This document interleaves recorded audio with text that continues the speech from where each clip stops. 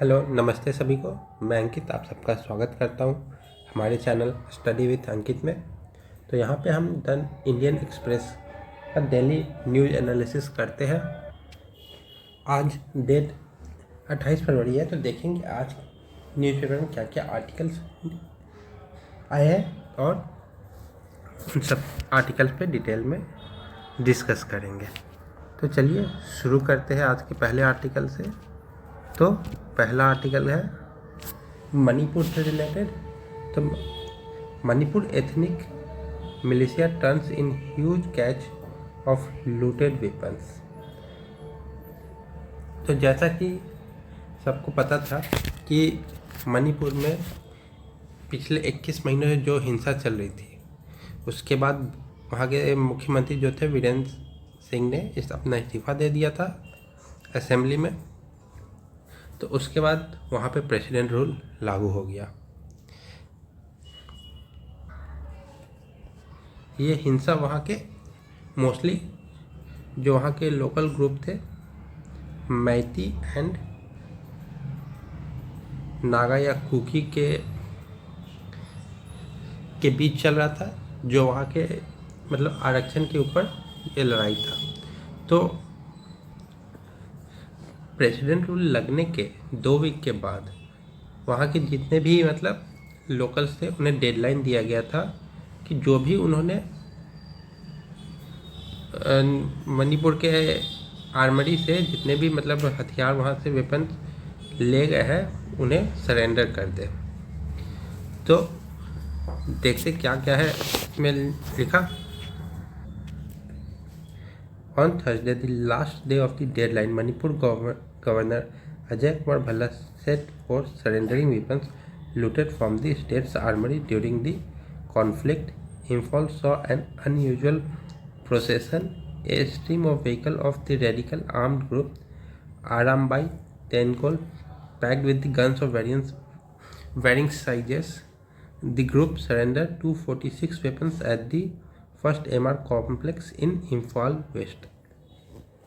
तो जो वहाँ के राज्यपाल है अजय कुमार भल्ला, उन्होंने एक अल्टीमेटम दिया था कि इस डेट तक मतलब 28 तारीख तक जितने भी वेपन है वो लोग मतलब वहाँ के आर्मरी से लेके गए हैं वो सरेंडर कर दे। तो उसी के लिए जो आरम्बाई टेनगोल वहाँ का जो आर्म ग्रुप है वो इम्फाल वेस्ट में जो फर्स्ट MR कॉम्प्लेक्स है वहाँ पे आके 246 जो वेपन है उसको सरेंडर किया। This mass surrender of weapons by the group came 2 days after its member met governor Bhalla in Rajiv Bhavan. It is the largest such surrender of illegal held weapons so far in the strike torn state.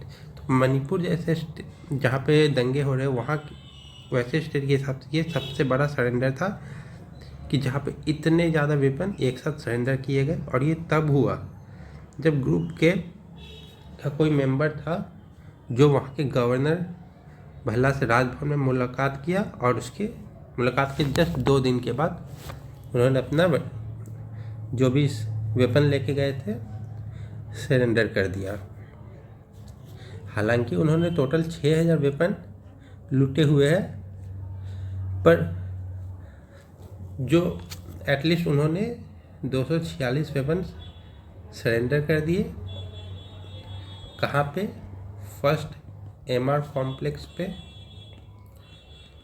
कहाँ पे? Waste Imphal में है।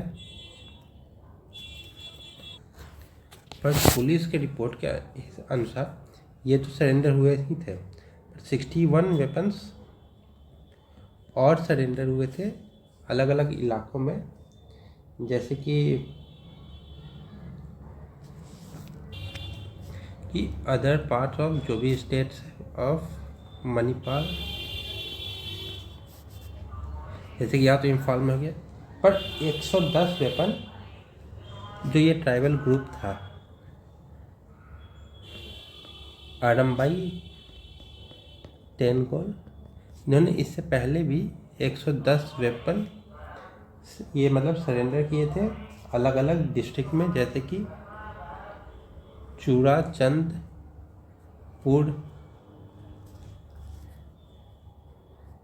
Kong, पोखपी,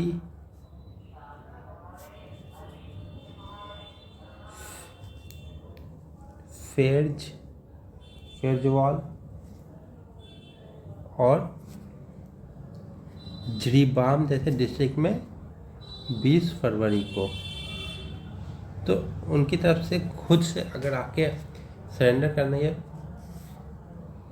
शांति की तरफ ले जाने का मार्ग दिखा रहा है कि जब से वहाँ पे प्रेसिडेंट रूल लागू हुआ है तब से मणिपाल में शांति है, कोई दंगे फसाद अभी नहीं हुए और उनकी तरफ से पहल किया गया वेपन्स भी लौटाने का। तो अगले न्यूज़ की तरफ चलते हैं। अगला न्यूज़ क्या कह रहा है? Cabinet clears Waqf bill with all 14 proposed amendments। तो the union cabinet has cleared the Waqf amendment bill 2024 with all 14 amendments proposed by the Joint Committee of Parliament, paving the way for the bill tabled during the budget session second half that begins March 10। तो union cabinet ने जो वक्फ bill जो लाया था 2024 में, उसके जितने 14 amendments थे सबको पास कर दिया है जॉइंट कमेटी पार्लियामेंट के द्वारा, और जो भी मतलब बचे हुए हैं तो उस पर डिस्कशन होना है जो बजट सेशन आएगा सेकेंड हाफ में, जो कि मार्च 10 से स्टार्ट होगा, तब इस पे और डिस्कशन होगा। तो पार्लियामेंट में कितने सेशंस होते हैं?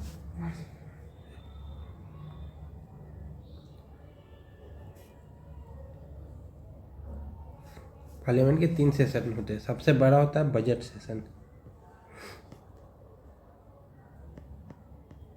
जो कि मई तक चलेगा, फरवरी से। फिर आएगा मानसून सेशन, ये जुलाई से सितंबर चलेगा। फिर आता है विंटर सेशन या शीतकालीन सेशन बोलिए, जो कि नवंबर दिसंबर में आता है। तो बजट सेशन जो पहला फर्स्ट हाफ था वो 1 फरवरी से स्टार्ट हो गया था, तो अभी वहाँ पे ब्रेक चल रहा है, तो 10 मार्च से दोबारा स्टार्ट होगा। तो जो 10 मार्च से स्टार्ट होगा वहाँ पे जो बिल पास हुआ है उस पर डिस्कस किया जाएगा।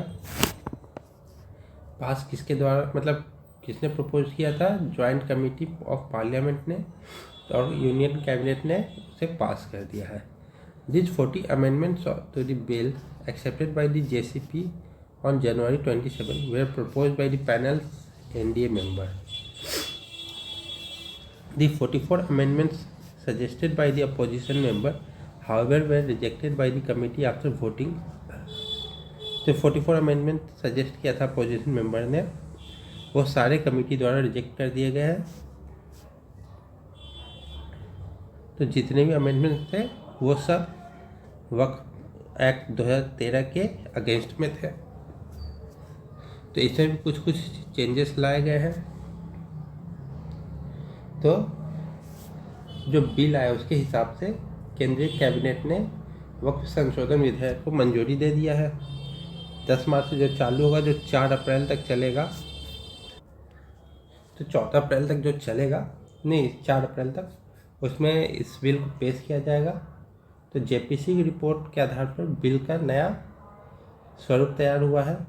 हालांकि इसमें एनडीए द्वारा जितने भी 14 अमेंडमेंट्स जो भी मतलब डाले गए थे वो सभी को स्वीकार कर लिया गया है, और जितने भी विपक्ष ने संशोधन डाले थे सबको खारिज कर दिया गया है। तो बजट सत्र के पहले चरण में जो 13 फरवरी को वक्फ बिल जेपीसी की रिपोर्ट संसद में पेश हुई थी, विपक्ष ने रिपोर्ट को फर्जी बताया था और इसके बाद संसद में हंगामा भी हुआ था। तो देखते कि पहले बिल में क्या था, उसमें क्या क्या सुधार किया गया है। तो पहले था सेक्शन 40 के अनुसार रीजन टू बिलीव के तहत अगर वक्फ बोर्ड में किसी प्रॉपर्टी पे अगर दावा किया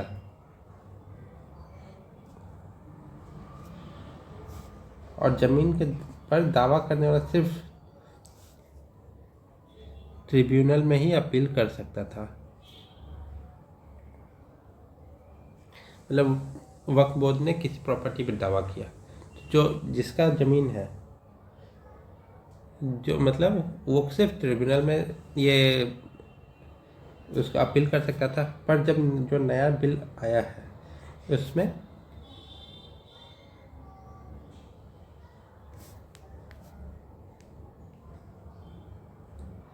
ट्रिब्यूनल के अलावा सिविल कोर्ट या हाई कोर्ट में भी उसकी अपील कर सकेगा, वहाँ पे भी इसकी सुनवाई होगी। दूसरा क्या था, वक्फ ट्रिब्यूनल का फैसला आखिरी माना जाता था।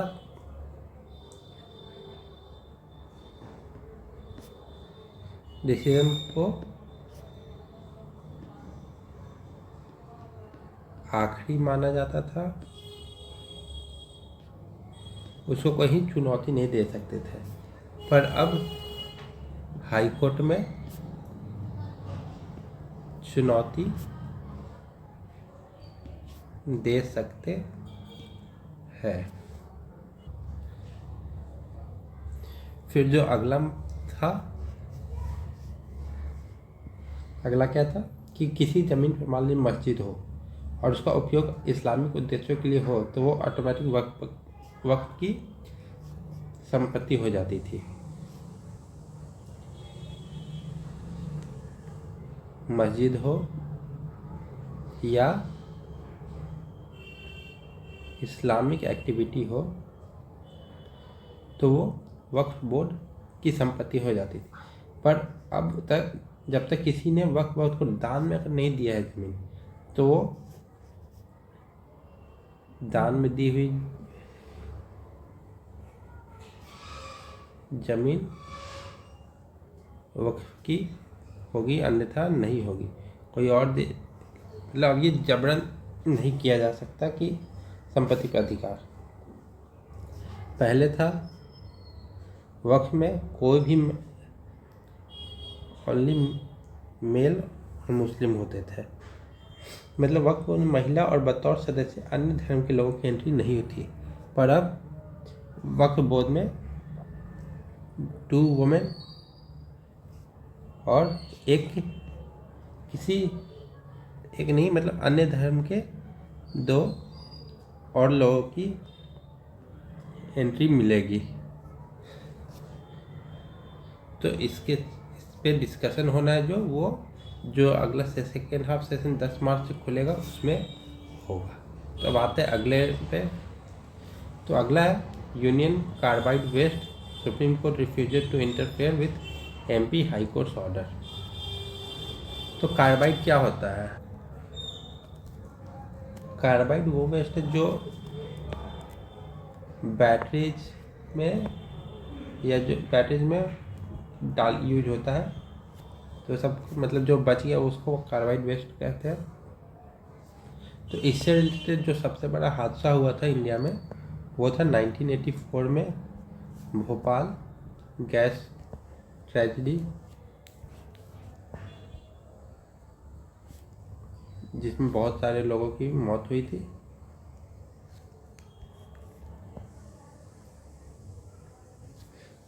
तो अब इसको देखते हैं।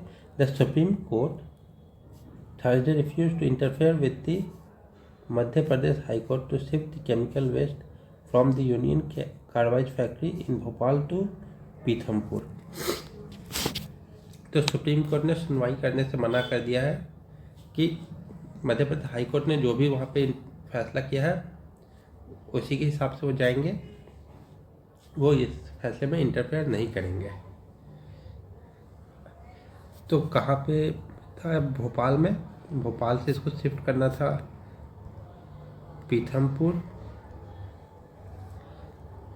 और पीथमपुर एक मतलब SEZ में आता है, मतलब इकोनॉमिक जोन में आ गया, और ये ड्राई पार्ट है, तो यहाँ पे सोचे थे कि जितने केमिकल वेस्ट है यहाँ पे शिफ्ट कर देंगे। तो ए bench of justice B.R. Gavai and A.G. Masih said the High Court is monitoring the matter and in that view we do not find any reason to interfere in the said impunged order। मतलब कि high court already इस matter पे देख रहा है और वो सारे जितने भी मुद्दे हैं उस पर मतलब ध्यान दे रहा है, तो बाकी मतलब सुप्रीम कोर्ट का उस पर इंटरफेयर करने का कोई मतलब नहीं बनता है। The bench also noted that high court has set up the task force committee comprising expert bodies like NEERI, NGRI, CPCB। तो हाई कोर्ट ने एक टास्क फोर्स कमेटी भी बना रखा है जिसमें नीरी है, NGRI है, CPCB है, मतलब national environmental engineering research institute है, नेशनल जियोफिजिकल रिसर्च इंस्टीट्यूट है और सेंट्रल पॉल्यूशन कंट्रोल बोर्ड को मिला के कमेटी बनाया हुआ है जो कि इस पूरे मैटर पे ध्यान देगा। NEERI is the most recognised and reputed organisation in the country dealing with the environmental aspect।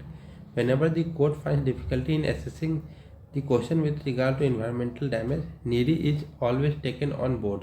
मतलब कोर्ट को भी अगर कहीं इन्वायरमेंट से रिलेटेड कोई दिक्कत आती है या कुछ मतलब प्रॉब्लम है उसको सॉल्व करना है तो कोर्ट भी नीरी को ही अपने बोर्ड में शामिल करता है, क्योंकि नीरी इंडिया मतलब देश का सबसे रेप्यूटेड ऑर्गेनाइजेशन है इन्वायरमेंट से लेके, तो उसको इस बेंच में शामिल किया गया है।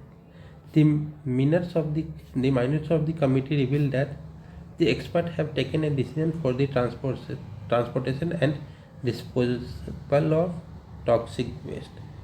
Views of directors of NIRI, NGRI and the chairman of CPCB have been recorded।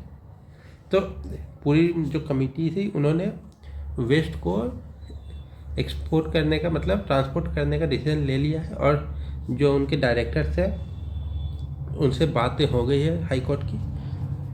और submission that some of the recommendation of the committee were not complied with the state government, the bench said that High Court has taken a serious view of the lethargic manner in which the state was dealing with the disposal of waste। On December 3, 2024, while hearing a PIL, the Madhya Pradesh High Court set a 4-week deadline for the authorities to dispose of the toxic waste। मतलब 4 week का उन्हें 3 दिसंबर को जो सुनवाई हुई थी पिछले साल, उसके बाद 4 वीक का वक्त मिला था कि जितने भी मतलब वेस्ट है उसको डिस्पोज कर दिया जाए। तो क्या था, भोपाल की यूनियन कार्बाइड फैक्ट्री में के रासायनिक कचरे को पीथमपुर में जलाने से रोकने वाली याचिका पर सुप्रीम कोर्ट ने हस्तक्षेप इंटरफेयर करने से मना कर दिया। कोर्ट ने कहा कि याचिकाकर्ता के सभी पक्षों को हाईकोर्ट ने सुन लिया है, तो फिलहाल सुप्रीम कोर्ट इस मामले में सुनवाई करने से कोई मतलब नहीं है। कोर्ट के इस रुख के बाद पीथमपुर में यूनियन कार्बाइड के रासायनिक कचरे का निष्पादन का ट्रायल आज से शुरू हो जाएगा। और सुप्रीम कोर्ट ने 2013 में भी एक फैसला इस पर दिया था जिसमें था कि सेंट्रल पॉल्यूशन कंट्रोल बोर्ड की टीम रामकी एनवायरो कंपनी में मौजूद है। फैक्ट्री में कचरा जलाने का दूसरा ट्रायल 4 मार्च, तीसरा 12 मार्च से शुरू होगा। इधर कचरा जलाने के ट्रायल को लेकर प्रशासन सतर्क है। 3 जनवरी को हुए विरोध को देखते हुए प्रशासन कोई कोताही नहीं बरतना चाहता है। इसके लिए इंदौर देहात और धार जिले के 24 थानों में 500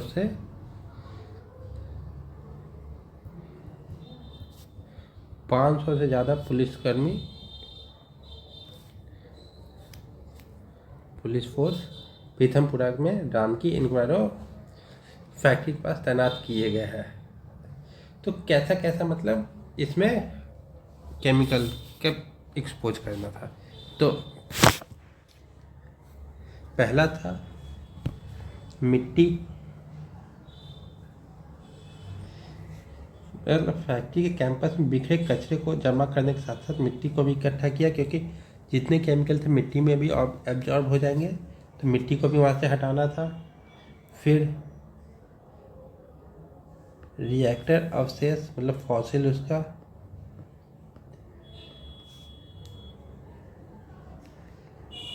मतलब फैक्ट्री में कीटनाशक रिएक्टर में बनता था, तो इसके अवशेष जमा किया गया है कि वो फिर हार्मफुल रहेगा इन्वायरमेंट के लिए। फिर सेविन अवशेष, सेविन नाम का मतलब ये जो सेविन ये कीटनाशक था, तो ये वहाँ पे बनता था और बचा हुआ कीटनाशक कचरे में है।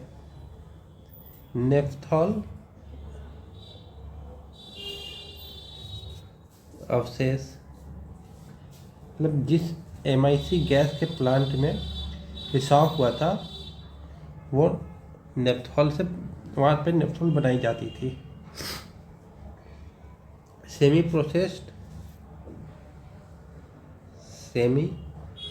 प्रोसेस्ड पेस्टिसाइड मतलब कीटनाशक बनाने की प्रक्रिया रुकने के कारण प्रोसेस के बीच में बचा हुआ केमिकल वो सबको भी लेके डिस्पोज करना है। तो अब चलिए देखते हैं अगले पे कि अगला न्यूज़ क्या है। वाई तमिलनाडु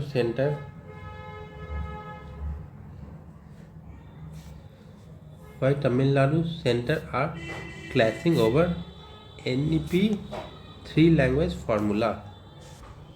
तो जो नेशनल एजुकेशन पॉलिसी जो लागू मतलब नई आई है 2020 में, उसमें ये था कि कोई भी 3 लैंग्वेज वहाँ के हर स्टेट के विद्यार्थियों को सीखना है।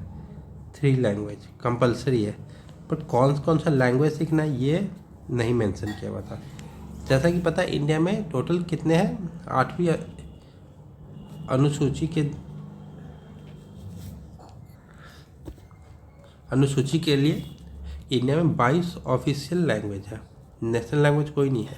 इस 22 में से कोई भी 3 लैंग्वेज सीखना था, पर वहाँ पे जो सेंट्रल मिनिस्टर है उन्होंने फोर्स किया कि एक हिंदी वहाँ पे कंपलसरी होना चाहिए, पर ये लिखा हुआ नहीं है कि जो भी नई पॉलिसी आई उसमें। तो बात क्या हुआ था, तो वहाँ के जो CM है उन्होंने कुछ बातें बोली थी। तो उन्होंने कहा था कि हिंदी ने 25 भाषाओं को ख़त्म कर दिया है। तो कि तमिलनाडु CM MK स्टालिन कहना था कि जबरन हिंदी थोपने से 100 साल में 25 नॉर्थ इंडियन भाषाएं खत्म हो गई है। उन्होंने एक्स पे लिखा भी था कि यूपी और बिहार कभी भी हिंदी क्षेत्र नहीं थे, वहाँ पे भोजपुरी, मैथिली, अवधी, ब्रज, बुंदेली समेत 25 भाषाएं बोली जाती थी, लेकिन हिंदी थोपने के कारण ये जितनी भाषाएं थी अब अस्तित्व में मतलब ना के बराबर रह गई है। तो बीजेपी ने पलटवार करते हुए इन्हें मूर्खतापूर्ण, जो बयान है उसके मूर्खतापूर्ण बताया। तो मेन विवाद क्या था, तो केंद्रीय शिक्षा मंत्री जो है धर्मेंद्र प्रधान, उन्होंने 15 फरवरी को कहा था कि जब तक तमिलनाडु अपने यहाँ NEP लागू नहीं करेगा उसे समग्र शिक्षा के लिए 2400 करोड़ का फंड नहीं मिलेगा। तो इसके बाद तमिलनाडु ने केंद्र पर हिंदी थोपने का आरोप लगाया। दरअसल 2000 NEP जो 2020 है उसके तहत स्टूडेंट को 3 भाषाएं सीखनी होंगी, लेकिन किसी भाषा को अनिवार्य नहीं किया गया था, मतलब जिसको जो मन था वो सीख सकता था। तो राज्यों और स्कूलों को यह तय करने की आज़ादी है कि वो कौन सी 3 भाषाएं पढ़ाना चाहते हैं। पर इससे पहले जब लागू हुआ था जो UPA गवर्नमेंट के में, तो वहाँ पे हिंदी कंपलसरी था कि सीखना ही सीखना है स्कूल में। पर अभी जो NDA की तरफ से लाया गया है NEP, उसमें किसी भी मतलब कोई भी भाषा कंपलसरी नहीं है, आप कोई भी अपने हिसाब से सीख सकते हैं। ये स्कूल डिसाइड करेंगे कि वो कौन सी 3 भाषा सिखाना चाहते हैं। तो अब चलते हैं अगले पे। Government eyes resources in Zambia other African countries. तो the centre has secured 9,000 square kilometre of greenfield land in Zambia for the exploration of copper and cobalt on a government-to-government basis, VL Kantharao, Secretary Minister of Mines, said on Thursday। तो जो ministry of mines के secretary है VL कांथाराव, उन्होंने कहा कि जो केंद्र सरकार ने 9,000 किलोमीटर स्क्वायर का जो ग्रीनफील्ड है, ग्रीनफील्ड लैंड जाम्बिया में एक्सप्लोरेशन के लिए रखा हुआ है। तो क्या एक्सप्लोर करना है वहाँ पे? Exploration of copper and cobalt. The Mines Ministry is also working through nodal officers in other African countries like the Democratic Republic of Congo, Tanzania, Mozambique and Rwanda to get more critical mineral assets for exploration। तो जो हमारा ministry है mines का, वो और भी African देशों के साथ मतलब बात कर रहा है कि वहाँ पे जितने भी माइंस है जहाँ से ये सब मिनरल्स निकल सके, तो वहाँ एक्सप्लोर करने का। तो कौन कौन से देश में? Democratic Republic of Congo, Tanzania, Mozambique and Rwanda. तो ये सब देशों में जो माइंस की मिनिस्ट्री है नोडल ऑफिसर के थ्रू बात कर रहे हैं कि वहाँ पे भी जितने मतलब इतने मिनरल्स एसेट है उसको एक्सप्लोर किया जाए, क्योंकि ये सब कंट्री जो है कॉपर, कोबाल्ट, ग्रेफाइट, निकल के लिए मतलब यहाँ पे बहुत अधिक मात्रा में पाया जाता है। एंड की minerals use in electrical vehicle batteries, clean energy technology and advance electronic. तो ये सब जितने भी मिनरल्स हैं वो इलेक्ट्रिकल व्हीकल में यूज होते हैं, क्लीन एनर्जी टेक्नोलॉजी में यूज होंगे और फिर एडवांस इलेक्ट्रॉनिक इक्विपमेंट्स में ये सब यूज होंगे।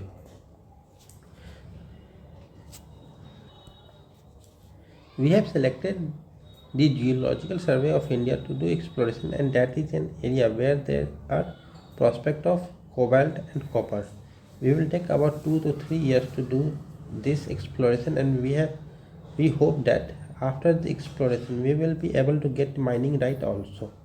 तो मतलब उनका कहना है जो सेक्रेटरी है कि हमें अभी वहाँ पे एक्सप्लोरेशन की परमिशन तो मिल गई है जहाँ पे बहुत अधिक मात्रा में कोबाल्ट है या कॉपर है, पर कुछ 2 से 3 सालों के अंदर एक्सप्लोर करेंगे तो वहाँ पे हमें माइनिंग के राइट्स भी मिल जाएंगे ताकि हम बिना कोई प्रॉब्लम के वहाँ माइनिंग कर सके। द लैंड रफली 6 times the size of Delhi lies in Zambian northwestern province in the neighboring Copperbelt province। Vedanta Group also owns a large copper mines। मतलब जहाँ पे एक्सप्लोर किया जा रहा है वो 6 times दिल्ली के साइज से बड़ा जगह है, वहाँ पे किया जा रहा है। और जो वेदांता ग्रुप है वो भी वहाँ पे लार्ज कॉपर माइंस को ओन करता है। India is not alone in investing in Zambia for its copper reserves। Canada-based First Quantum Mineral and China's CNMC are among the largest producer of copper in Zambia। India के अलावा और कौन कौन से देश वहाँ पे? कनाडा और चाइना, ये लोग भी वहाँ पे कॉपर प्रोड्यूस कर रहे हैं जाम्बिया में। The ministry इनरोड in Africa come of settlement movement in south Africa and Australia in Argentina. खनिज विदेशी India limited under the ministry and the Greenko group have invested in greenfield lithium exploration project over the past year. तो बस और भी जो भी मतलब African देश के अलावा साउथ अमेरिका में भी और ऑस्ट्रेलिया में भी ये सब मतलब एक्सप्लोरेशन का काम चल रहा है, और स्पेशली लिथियम के ऊपर। तो चलिए देखते हैं अब अगला क्या है। Philanthropy in India taking stock looking ahead, मतलब ऑलमोस्ट डोनेशन ही बोल सकते हैं इसको, ठीक है। द इंडिया फिलैंथ्रोपी रिपोर्ट 2025 को curated by Dasra and Bain and company, India was published on Thursday. Hear what it says. तो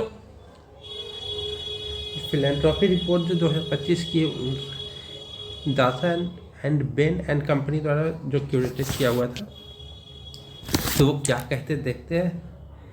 95% social sector funding comes from public spending, मतलब जो 95% है पब्लिक स्पेंडिंग साथ है, मतलब गवर्नमेंट वो दे रहा है, और जो 5% है वो कहाँ से आ रहा है, प्राइवेट से।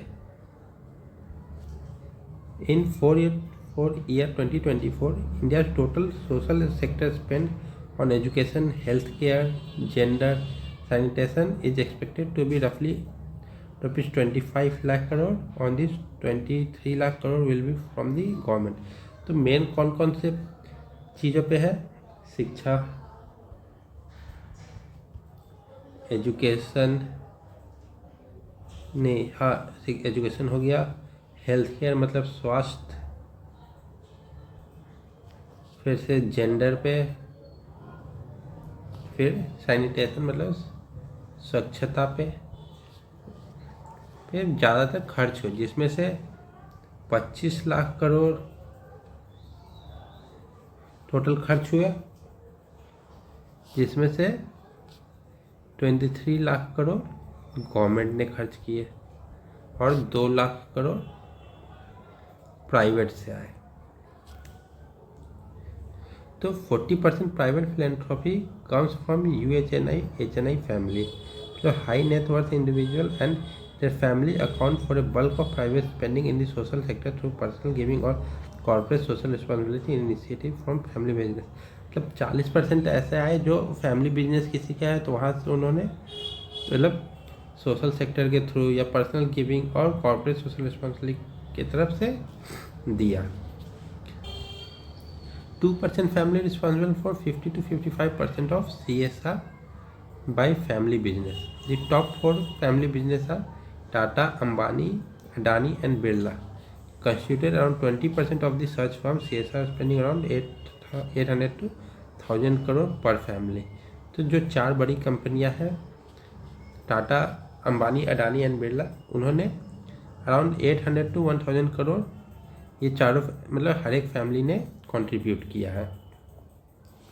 तो 10 to 12% annual growth over next 5 year, मतलब 10 से 12% जो 25 लाख करोड़ इस पर हुआ है, इसमें 10 से 12% का ग्रोथ देखने को मिल सकता है अगले 5 साल में। अब अगले न्यूज़ पे आते हैं। Munich airport hit by strike, 80% of the flight cancel.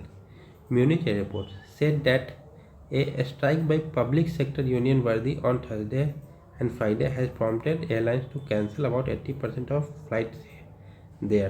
मतलब पब्लिक सेक्टर के जो हड़ताल था उसके कारण 80% फ्लाइट्स वहाँ पे कैंसिल हो गई है।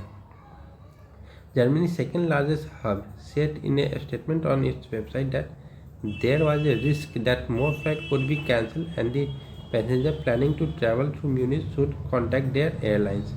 मतलब ये कहा गया है कि वहाँ के मतलब जो भी अथॉरिटी है एयरपोर्ट के कि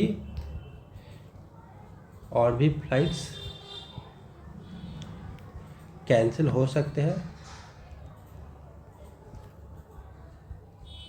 तो जो भी ट्रैवल करना चाहता है या मतलब ट्रैवल कर रहे हैं वो अपने एयरलाइन से कांटेक्ट करके इसके संबंधित जानकारी हासिल कर सकते हैं कि उनका फ़्लाइट कैंसिल है कि नहीं है। The union said that staff at Hamburg airport operator as well as service including at maintenance, IT security, baggage handling also would not work during 2 days. मतलब 2 दिन के लिए जो वहाँ पे स्ट्राइक है उसके चक्कर में जो मेंटेनेंस की टीम है, IT सिक्योरिटी की टीम है, बैगेज हैंडलिंग की टीम है, वो 2 दिन तक वहाँ पे स्ट्राइक के कारण काम नहीं करेंगे। तो ये था आज का आर्टिकल। कल फिर मिलते हैं। कुछ अलग दूसरे आर्टिकल्स के साथ। तब तक के लिए थैंक यू।